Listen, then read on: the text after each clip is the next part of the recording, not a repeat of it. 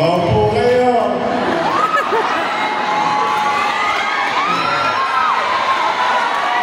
Hi! Hello! Tingnan natin kung sino ang pinakamalakas. District 1! District 2! District 3! District 4! District 5! District 6! Buhay na buhay Ay, magandang hapon sa inyo lahat. Good afternoon! Nabusog ba kayo? Una, salamat sa Diyos at nakarating kayo ng ligtas. At salamat sa Diyos, nakaraos tayo noong I love you too. Nakaraos tayo noong pandemya. Ano pa sa pag-aaral ng ating mga anak. Babalik na po, promise.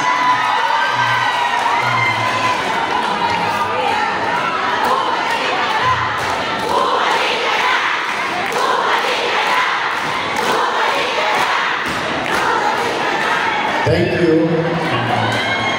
Anyway, masaya ko nandito kayo lahat. Alam ko, yung iba sa inyo, kanina may nagpa-picture sa akin, sabi, umabsent daw siya sa trabaho kay Gabriel. Thank you, Na-touch na lang ako. Huwag kang magala, hindi masasayang yung araw mo.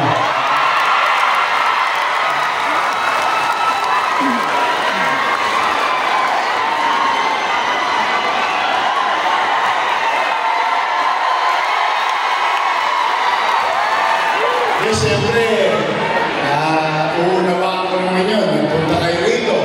May trabaho kayo. Umabsent kayo. Huwag kayo magalala. Walang uuwing luhaan. But I appreciate, deep inside, I appreciate your effort and giving time for us today, for our whole team. Youngest choice. Kaya na-appreciate po namin yun. More than anything else. Pero kung manatag kayo, hindi naman kayo uuwi ko sumido kasi lang naman kayo maririnig na masakit na salita sa bawat isa sa amin dito.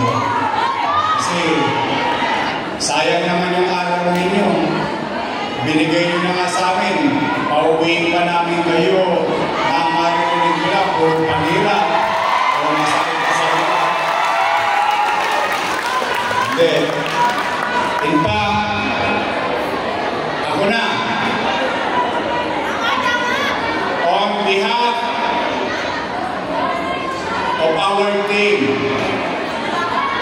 ako na ang nakikisuyo sa inyo. Huwag kayong makikipag-away.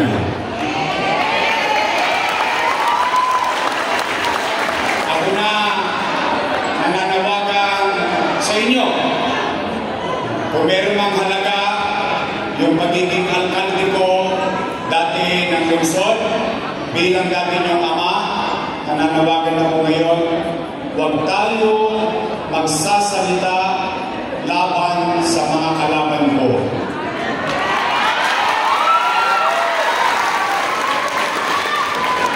Hindi natin kailangan hilain ang paan ng iba para tayo ang umangat. Alam ko naman na marami na sa inyo nakapakinig. Yung kabila, ako ang almusal sa umaga. Ako ang tanghali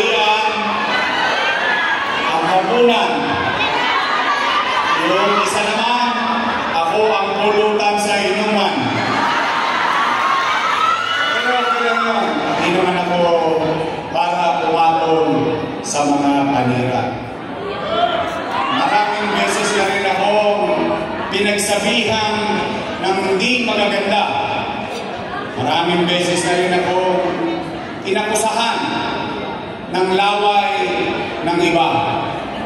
Pero sa awa naman ng Diyos, patuloy ako nananawig sa nagdaan man at sa darating na mga panahon. Alam ko naman matalino mga taga-Maynila.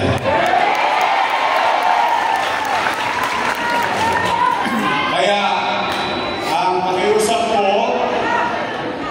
huwag kayong sasagot sa mga panira nila. You don't need it. You know why? You know why I'm calling your attention with regard to those individual? May awa ang Diyos at sa tulong ng mga taga-Maynila. Halimbawa man makabalik ako bilang mayor. Ayaw kong pamunuan ang syudad na hati-hati o hiwa-hiwalay. Because at the end of the day, paghahalalan, pagkampanya, ang mga politiko, magkakaaway. Pagtapos ng halalan, yung mga politiko, pati-pati na. Pero yung nagkasakitan ng loob, tapos ng halalan, yung magkakapitbahay, galing-galing pa rin. Tama ba? And I don't like that. Why? At the end of the day, tayo-tayo rin naman magkikita sa finals dito sa Maynila. Tama ba? So I don't want to see hate. I don't like to encourage each and every citizen na magtanim ng galit at buhi sa kapwa. Dahil katulad ng sinabi sa atin ng ating mga guro at mga magulang, kung ano ang tinanim mo, siyang aanihin mo. Kaya gusto ko, pumanatag kayo. Patuloy tayong maniwala na ang mga taga-Maynila ay matatalino at alam ang nangyari sa lungsod ng Maynila. Kayo ng mga leader ng kanya-kanyang paralan, guro man o magulang, you should know better.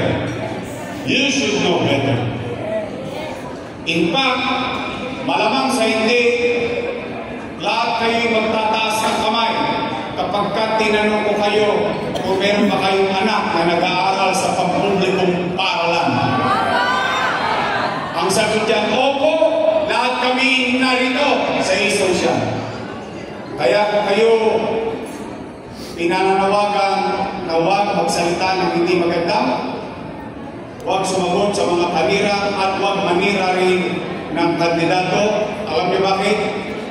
Ang taong naninira kasi walang maikwentong maganda. Dahil kung ikaw ay komportable sa bagay na ginawa mo, sa bagay na tinupad mo, bilang isang obligasyon sa iyong nasasakupan, panagkakakalooban. Ang tanging mong gagawin ay magkulat. Ano ang ginawa mo para sa aming mamamayan?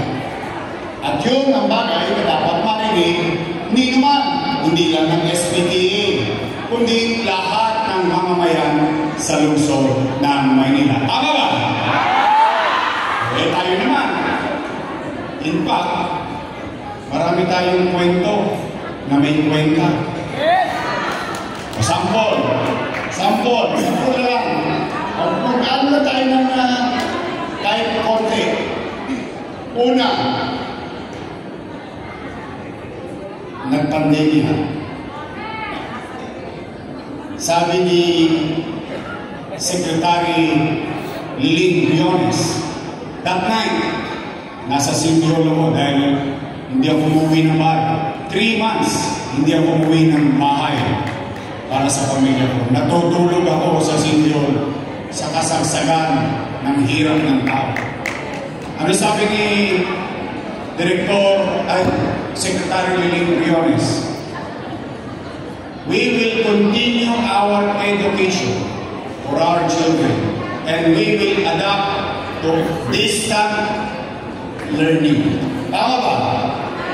Sinabi niya yun. Napanood ko nung gabi. Anong ginawa ko immediately? Nagpatawag ako ng emergency school board meeting. Kamay. Yun. Nandoon ng SPTA. Nandoon ng principal. DCS family and your city hall. Ano naging resulta? In a matter of 3 days, nakalikom ako, humigit o kulang 1 bilyong piso.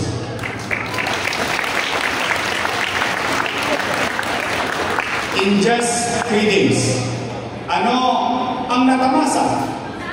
Epekto?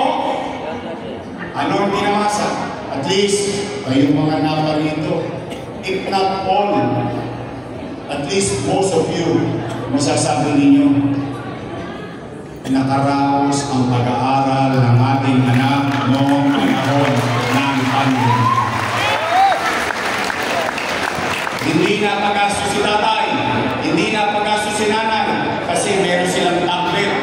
Hindi rin sila gumastos sa internet, may tablet ka na, may load ka pa. Sa mga guro na naparito, 10,300 of them in the city of Manila. 11,000 laptop. May sobra pa tayong 700. May laptop na ang teacher, may load pa ang teacher. Na iramos natin ang pag-aaral ng ating mga anak. Tama mali? Kayo ang testigo na. At kahit pa paano naman, kayo na mga nabuhay dito. Kayo, kasi hindi ba, patay na eh. Wala tayong magagawa, hindi ko naman pwede ba ng testigo yung patay. Pero kayo, lahat kayo, testigong buhay. Matapos ang ilong natin, kaya natin sabihin, saan man, parte ng bansa, sa Maynila, noong panahon ng pandemya, walang nagdudong sa lungsod ng Maynila. Buwan-buwan, may food box. Di ba nauubos yung food box? Sumarating na naman yung isang food box. Tama mali? Kaya marami tayong kwentong magaganda. So, imbis na, ilain natin yung paa ng may paa. Mano ba naman, kayo'y maging bahagi ng pagpapalaganap at may dalang kwento na may kwenta na kapaki-pakinabang sa ating pamayanan. Oh. May nagsabi pa, narinig ko, at nagulat ako nung sinabi ito. Si Orme, yung pinagawang eskwelahan, sobra-sobra. Tingnan ninyo. Tama bang sabihin ng leader yun? Bakit naging sobra-sobra? So nasanay na lang ba tayo na mga leader ay may malang, may magawa lang? O leader na nag-iisip ng pang-5 taon, ng pang-10 taon, o bang mahaba ang kapakinabangan ng mga mag-aaral sa lungsod? Eh bakit parang private school yung itsura? Bakit? Kasi pangarap ko, ayan, maganda lang nandito ito. Ayan si Joaquin.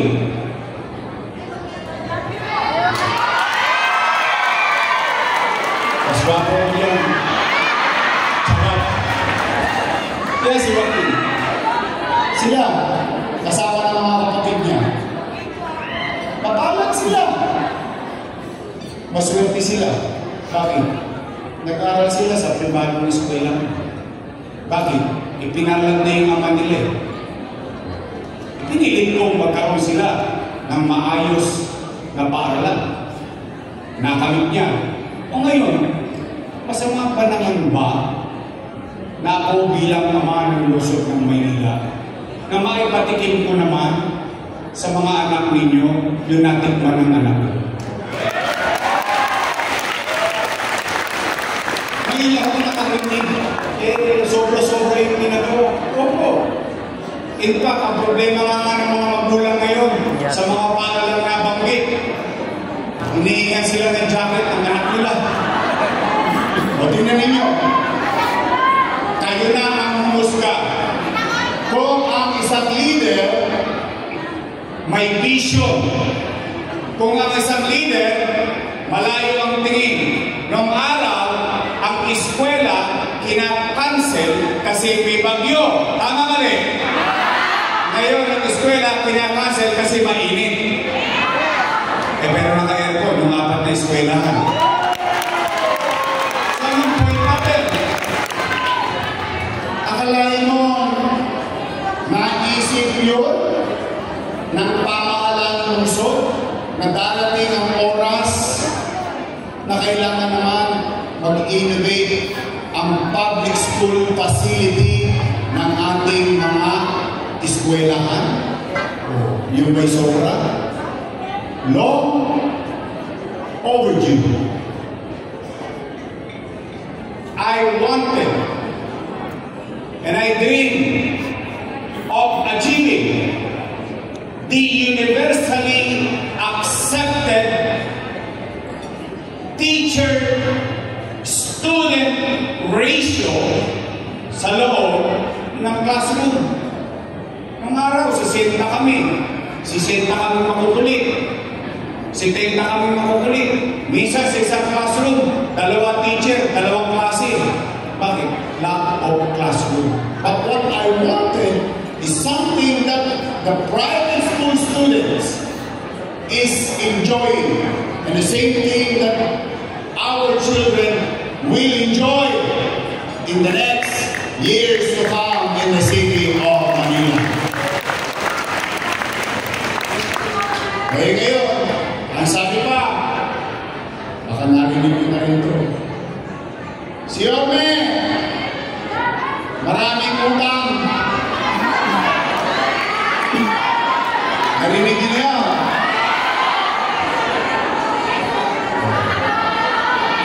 Sige. Para kayo na rin makapaninig dito sa akin. Tanong. Itinatong mo ba yun? Of course not. The people of Manila knows it. Why? O real talk naman tayo sa inyo. Taas ang kamay. And I'm pretty sure, all of you, na may anak dito. Pamangkin. And so on and so forth. Real talk lang ha. Kapag walang makakain ang anak ninyo, gagawa niya ng paraan. Hindi nga. Pinaraos nyo. Gagawin nyo ang lahat na makakaya nyo bilang isang ina. Yun din ang ginawa ko.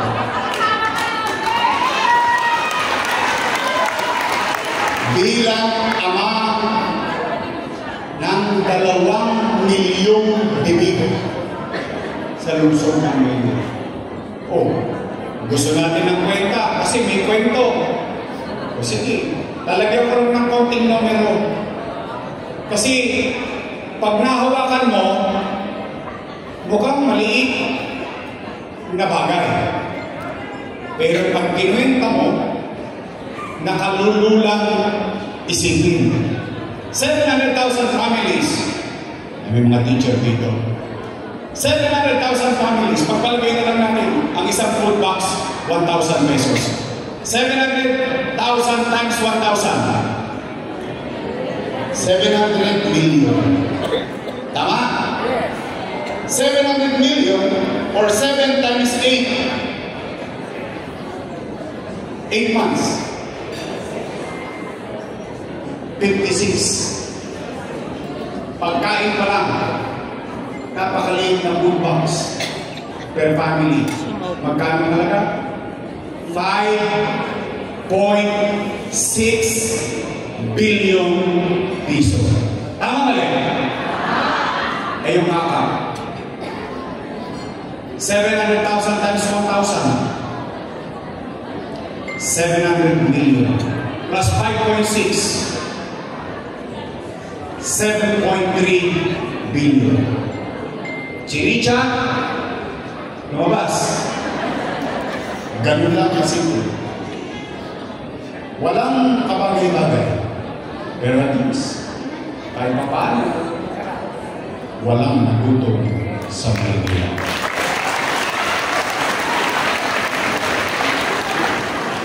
Dalawa pa lang. 300 million COVID hospital. 500 million AstraZeneca. Testing kit, storage facility, remdesivir, tocilizumab, molnupiravir, by the hundreds of thousands ang bawat isa, by 50,000 ang bawat isa. Daan-daan million. Kasi gusto nila ng mathematics. You know what's ironic? Nay! Mga nanay! Mga tatay! You know what's ironic? Kahit na masasakit na sinasabi nila sa akin, o ito, I will give them credit. I will give them credit. Why? I always give credit where it's due. I will give them credit. Hindi ko po nagawa na mairaos kayong lahat ng ako lang. Kasama ko silang gumawa nun. Noong araw, panay palakpak. Papuri rito, papuri doon. Sila. Ngayon, ako na pinakamasama sa paningin nila. Malinaw yun! Malinaw yun! Malinaw yun! Ngayon, kung yun ay mali, pero may sombrero sapat na. eh di malinis sila. Kasama ko silang gumawa nila. Tama ba? Does that make sense? Yes! But that is water under the bridge. Why? I will let the people decide. That's why, kung patuloy na niniwala, matalino naman kayo. Alam niyo naman ang tama at mali.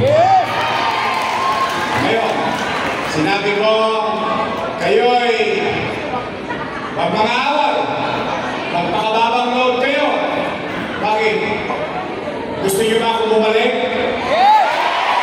Gusto niyo dumami tayo? Pahabain ninyo ang kamay ninyo. Magpakababang loob kayo. Pahabain ninyo ang kamay ninyo. Ituro natin sa kanila ang tamang daan. Dumami pa tayo. Why? If you believe, and if you really believe that I can do better than anybody else there in that position, then hold on to it. Anchor to it. Really. Magsama-sama tayo, magmaraming tayo dito sa lungsod ng Maynila. Kaya, 47 days na lang. Handa na ba kayo? Handa na ba kayo? Sigurado kayo? Gusto niyo ba talaga tayo bumalik? Handa na rin kami. 2 days from now, magsisimula na. And I hope talagang makakasama namin kayo. Ngayon, bago kayo umuwi, bukod sa nakita ninyo na mga programa, yung nakita ninyo, yung ginawa natin dati, itutuloy ko lang yun. On top of that, ito, kayo tatanungin ko ha, kasi ayaw kong naninira. Lagi lang ako nagtatanong sa tao at inaalam ko ang dami ng tao. Matanong ko lang kayo, kung hindi nyo naman nararamdaman, huwag na kayo sumunod. Kung nararamdaman ninyo, sagutin ninyo. Napapansin nyo ba? Parang dumudugyot ulit ang Maynila.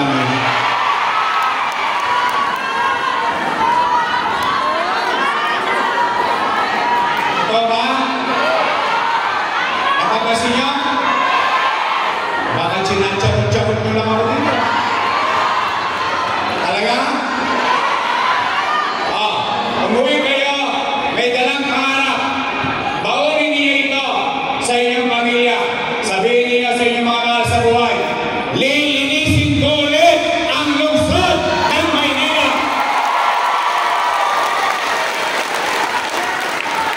Pangalawa, tatanungin ko kayo ulit. Nararamdaman mo ba? Parang dumarami na naman ang kalongges ngayon. Kaliwat kanan ang snatching, puntahan. Parang wala. Parang wala ng gobyerno ulit sa Manila. Ngayon, tanong, gusto nyo ba na maibalik na magkaroon ng gobyerno sa umaga? Sa tanghali? Sa hapon? Sa gabi, hanggang madaling araw magkaroon ulit ng gobyerno sa Maynila.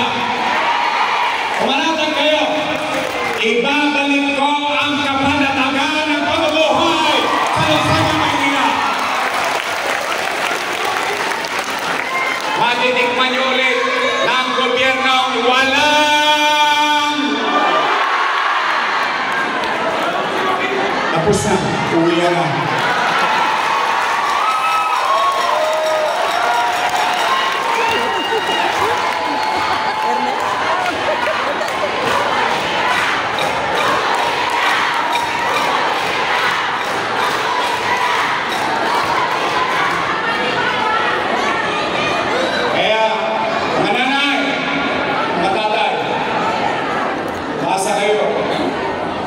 Kung ano ang natin pa nyo dati, uri ng gobyerno. Kung iyon ay inyong nagustuhan, ibabalik ko ulit ang ganong uri ng gobyerno.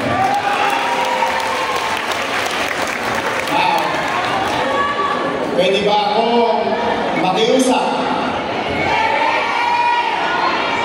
Meron na ako ipapakiusap. All those things that we have done, because I did not do it alone. Hindi naman kaya mag-isa yun. Hindi naman ako Superman. But again, despite of unnecessary words and accusations being thrown to me by my fellow colleague before, give them credit. Now, I cannot do it alone in these coming years of our lives. Because what we're gonna do, we're gonna plan the city of Manila in the next 10 years of our lives in the city. But I need people around me. Kaya pakikusap ko, pwede ba? Your best choice is 3.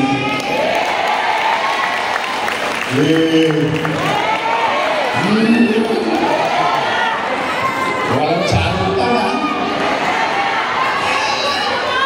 I'll give you time to think about it, but I'll give you the value of it. Gusto natin bumalik yung mabilis na kumilos na gobyerno, di ba? Eh, dalawa lang naman ang pagpipilian ninyo. Dalawang grupo lang ang pagpipilian ninyo. Unang grupo, your best choice. Matamis. Ayun, kabilang grupo, ladies' choice. Ayun, sabi nyo,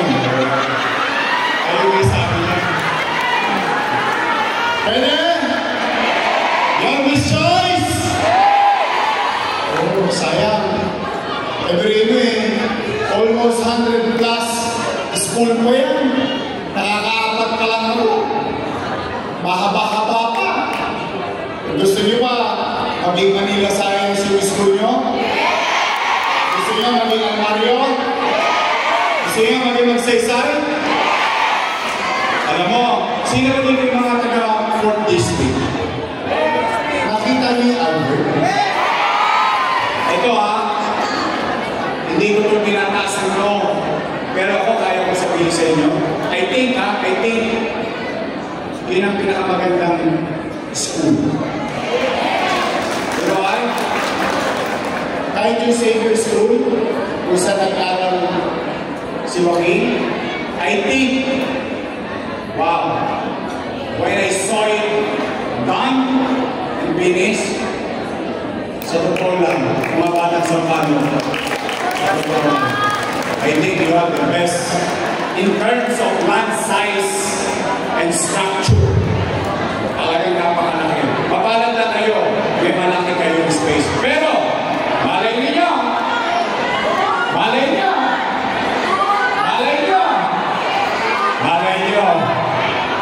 basta ako, hanggang kaya ko makakagawa ng paraan, we will duplicate it. Nalulungkot na ako sa mga taga-Magsaysay. Yung 3 eskwelahan, natapos, 2 taon lang, pandemya pa. Inumpisahan ko yung Magsaysay, 5th floor, bago ako umalis. Ngayon, 3 taon na akong wala, 5th floor pa rin. Di ba? But anyway, so gusto niyo yung mabilis na gobyerno, kailangan ko ng mga kasama. Nandito, sa 6, ang ating congressman, Jude Uy! Sa 5, Amado Bagatin! Sa 4, Joel J.D.B. Villanueva! Sa 3rd, Apple Nieto! Sa 2nd, Carlo Lopez! Sa 1st, ako, meron mga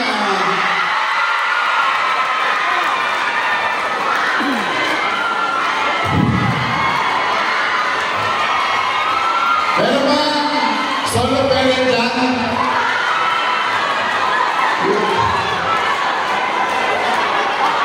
Pinata ako to Pwede pang mangalawin. Oy, pinata pa si Congressman, baka meron nagtatanaga dyan. Ang ating Congressman, Leonard Sinicio! At datang Youngest Choice, tumayo kayo. Ito ang ating mga Youngest Choice.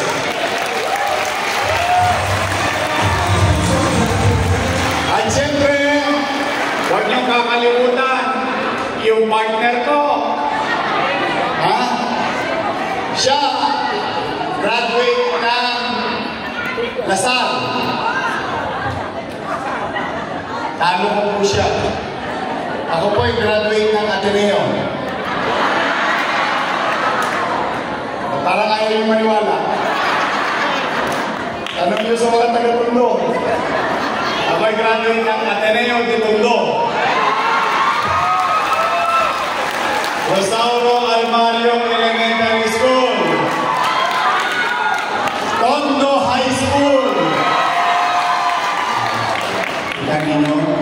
Kaya, sa totoo lang, in passing, I just want to say this. I know how it feels to be a student inside public facility or school facility. I know it very well.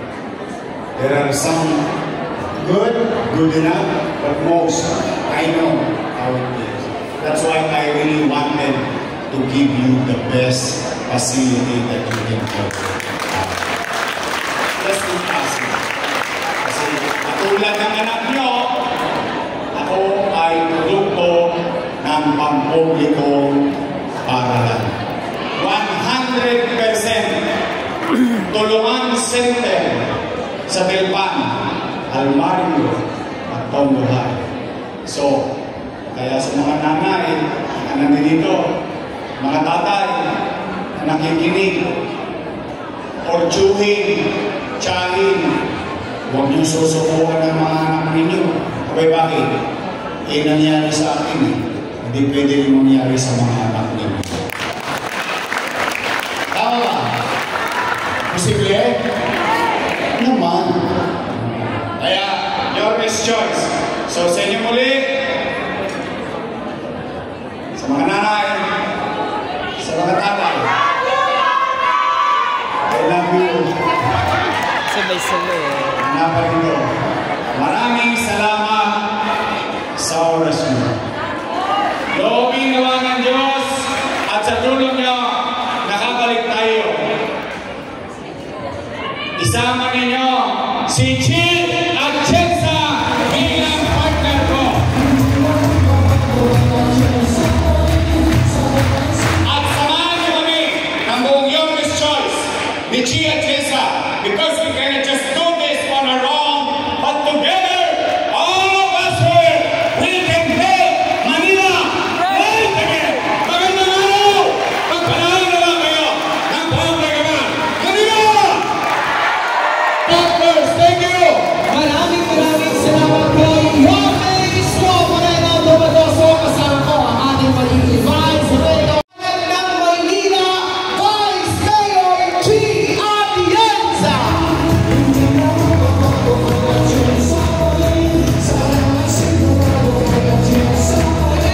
Magandang hapon sa inyong lahat. Taas ang kamay ng SPDA District 1. SPDA District 2. SPDA District 3. SPDA District 4. SPDA District 5. At SPDA District 6. Masaya po kaming lahat na makasama kayo ngayon. Pero alam niyo, tinitingnan ko kayo, nakikita ko ang aking sarili. Dahil sa mga hindi may alam, ako rin po isang magulang na halos 20 taon na po ako may asawa. At may tatlo na po akong anak, 18, 15, at 9 years old. At ako rin, kagaya ng mga PTA na nandito ngayon, ako rin ay aktibo sa mga paaralan ng aking mga anak. Kaya alam na alam ko ang buhay niyo. Pagkagising sa umaga, maghahanda ng almusal. Dadalhin ang iyong mga anak sa paaralan. Pupunta sa meeting ng SPDA at tutosgas pa dahil ang dami kailangan bayaran. Pagkatapos ng meeting, magtatrabaho, susunduin ng anak, papakainin ng hapunan, pagkatapos papatulugin. Pero ang nakalimutan kong sabihin, i-tutor niyo ba sila? Alam mo, yan ang pinakamagugong ginagawa ng mga magulang dahil ako mismo, working mom ako, pero ako rin mismo ang nag-tutor sa tatlong mga anak ko. Kaya alam ko ang hirap na pinagdadaanan ng lahat na narito ngayon. Pero alam ko rin, kaya ko ginagawa yan dahil gusto niyo makasiguro na yung mga anak ay magkakaroon ng isang magandang future balang araw. Lahat ng ginagawa niyo ay isang sakripisyo na alam ko, in due time, meron rin naman silang makakamit dahil sa pagmamahal at suporta na binigay niyo. Pero alam ko, meron din dito mga teachers. Taas po ang kamay ng mga teachers na narito ngayon. Palakpakan natin ang mga guro na nandito. Sa mga teachers na nandito, alam ko rin gano'ng kahirap ang trabaho ninyo.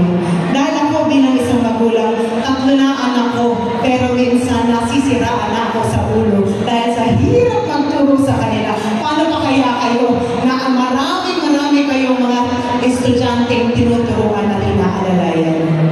Sinasabi ko to sa inyo dahil gusto ko malaman niyo na kami ni Jorge na iintindihan namin kung ano ang pinagdadaanan ninyo. At alam ko rin ang takot ng marami sa inyo, mga issues kagaya ng bullying sa paaralan. Tama ba ako? Issues na mga bata minsan nade-discriminate. Tama? At alam ko rin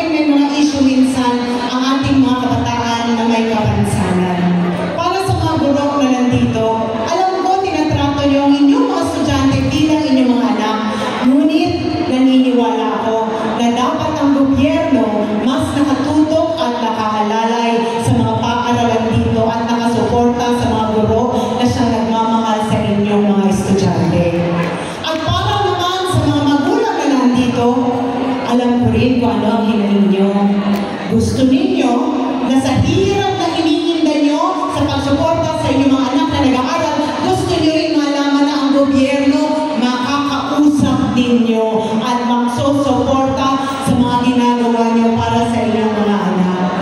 Alam nyo, sa pagsasama namin ni Yorme, malinaw na malinaw po ang programa na gusto namin gawin balang araw. Yan po ay ibalik ang minimum basic needs dito sa Maynila. Kasama po doon, pabahay, healthcare, education. Ibig sabihin kasama po ang education system dito. So, supportahan po namin ni Yorme ng mga congressman na kasama namin dito at buong Yorme's Choice Councilors. Makakaasa po kayo po. Ang ambag ko naman po bilang Vice Alcalde ni Yorme, dahil ako po ang direktora ng kababaihan ng Maynila, for 40 years, isinusulong po natin ang livelihood training para sa mga Manilenyo na gustong tumayo sa kanilang mga paa. Alam mo, minsan, dahil sa gastos na kailangan nyo gawin para palakihin ang inyong anak, minsan kailangan nyo rin ng extra o additional income. At dyan po tayo tutulong balang araw. Magkakaroon tayo ng mga livelihood programs, livelihood training, at kung ano pa man ang support na maibigay namin sa inyo para mapalaki nyo yung mga anak na maayos at mabuhay sila ng matiwasay. Pero, magagawa lang po namin yun kung lahat po kami sama-sama na manalo balang araw. Kaya makakaasa po ba kami ni Yorme na susuportahan nyo ang buong Yorme's Choice?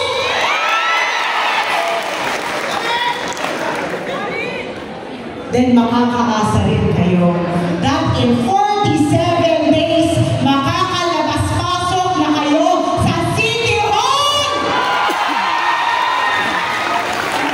May awa po ang Diyos. Pero alam niyo ang tawag sa akin, liwanag ng Maynila. Pero sa totoo lang, para sa akin, narito ako para buksan lamang ang pag-asa sa inyong mga